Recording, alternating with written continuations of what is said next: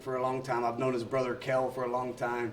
You know, Gunner's in there working right now, and so not only was he a great coach that established, you know, such a winning tradition here, but also just a great player here, and it's kind of, you know, a guy that I would consider bleeds orange. So hopefully I'll have the chance here in the near future to sit down and really pick his brain.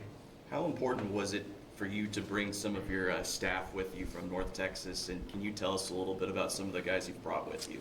Yeah, there'll be stuff coming out really soon on people that will be following me here. This is not a job for one. Like being the head coach, I get the privilege and the honor to be at the forefront of it, you know, and we're doing good. You know, I usually get a ton of the credit. If we're doing bad, you know, I'm gonna take, you know, all the hard hits. And I think nowadays with social media and everybody has an opinion on everything, right? But I do think I need to surround myself with an army of guys that have helped me get to where I am, because I did not do this alone, and I've always believed in that. And so, you know, it's always interesting, you know, going through the process of interviewing at different places, how particular people were with staffing. And you know, I think the guys have earned the right to have that opportunity. I trust a lot of people that are on my staff now. There's a lot of them that were old players for me, and then they were GAs, and they kind of came out the tough way, and they've earned a bunch of opportunities coming their way.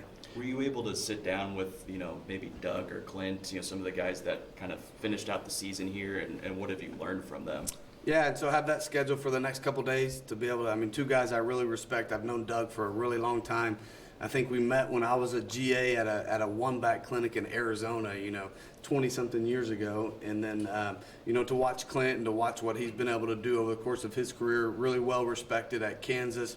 And then just to watch, you know, the tape of the last 4 or 5 weeks when he took over and how hard that defense played. And I, you know, just commend those guys for the way they were able to keep everything together in a really volatile situation. And so, yes, I will lean into those guys to learn more about kind of what our current roster looks like. Part of the evaluation is current players, you know, that may want to come back. Is there, I mean, you got to have X amount of players to begin with. Is there a number in mind when it comes to that of who you want to retain? No, I mean, we had a team meeting last night. So I'll start with the people that were there. Obviously, it means something to them, and they want to be a part of something possibly. And then I think, you know, nowadays in college football, your roster looks different every year, and I don't care where you're at. And so our first year at North Texas, we had 72 new players. Last year, we had 63 new players. And so everything's expedited a little bit on how you know, put these rosters together, and then how you form relationships, and then how you get them to buy into your culture a lot faster than what it would have been 20 years ago. And so, so yeah, I think we have a blueprint of kind of what that looks like.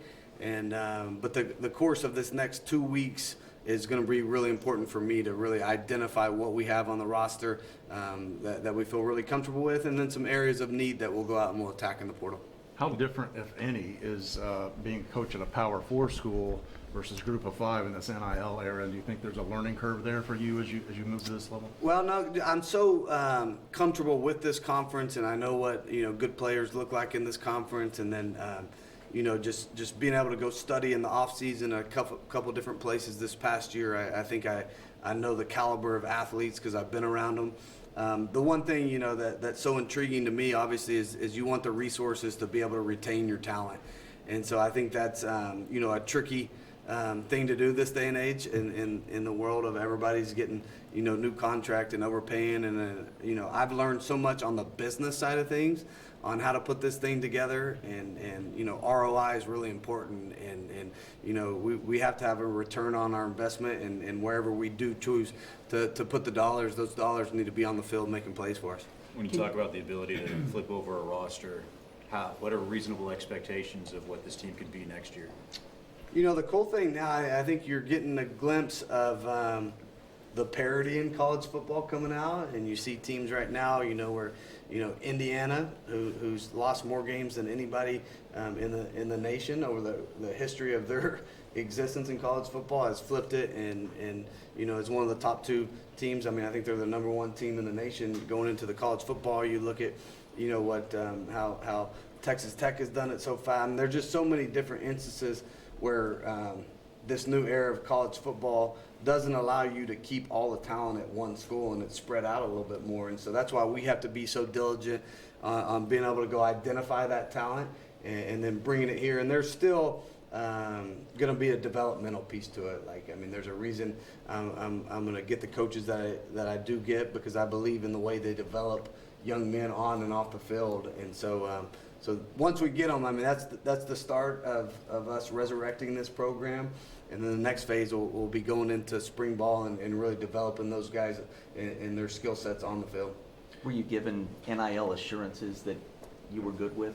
Yeah, and I think nowadays, luckily, you know, me being a small town kid that didn't grow up around the business aspect of things, me hiring people around me, you know, in my chief of staff, you know, who's been with me since Incarnate Word. I also have, you know, a GM that's been with us there that really understand spreadsheets and numbers better than me. You know, some finance degrees guys that I can sit in the room and I still get, you know, I'm amazed by all the shortcuts that you do with these Excel spreadsheets and stuff, and they print out a formula and all of a sudden it autofills. I'm like, holy smokes, that was impressive.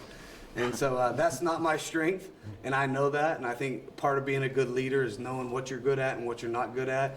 And luckily, you know, with the size of these staffs now, you know, we can go out and we can get guys that are really good at the places I'm deficient in.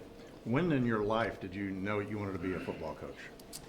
Yeah, so my dad was a basketball coach. I grew up in the basketball gym.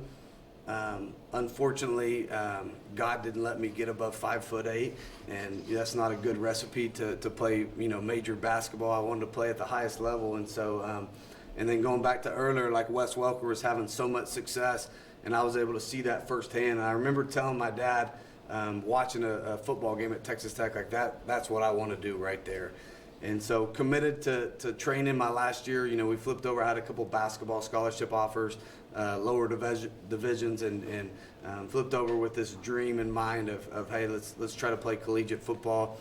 And then talked about a little bit in my press conference, I think starting with my father, and then going on to Mike Leach, and then my three position coaches in college were, you know, Lincoln Riley, Sonny Dykes, and Dana Holgerson, and watching those guys work every day and pour into me.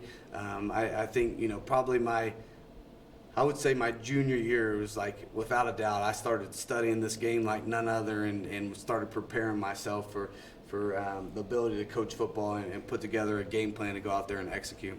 Coach, when you have Hey guys, these, we're going to make this one the last question, and we're going to switch them over to the other room, and we'll bring Chad and President Hess in here. So, Chad, go ahead and be the last question. when you have these multiple stops of uplifting programs, when you go to a new spot, is it an individual experience, or is there almost kind of a recipe or pillars you bring into each of your stops? Yeah, I think one of the most important things for me is learning from my mistakes. Like, I think going to Incarnate Word at a really young age, and you know, everybody always says, like, you're not ever going to be prepared to be a head coach because there's a bunch of problems and issues you're going to face that really no expertise for me to really handle all of it at the same time. So I think it was important for me at a young age to kind of get a grasp on that at a place where I could make mistakes. And I think, you know, I've always been a believer in taking notes and learning and growing and not making the same mistake twice. So I think really self-reflecting after every year, whether that was at Incarnate Word or at North Texas, and being able to learn from my failures has set me up, at least for a blueprint right now, for a great starting point to know how to attack this thing. Coach, thank you so much. Thank you, Coach. Thank you, guys. Look forward to getting to know you.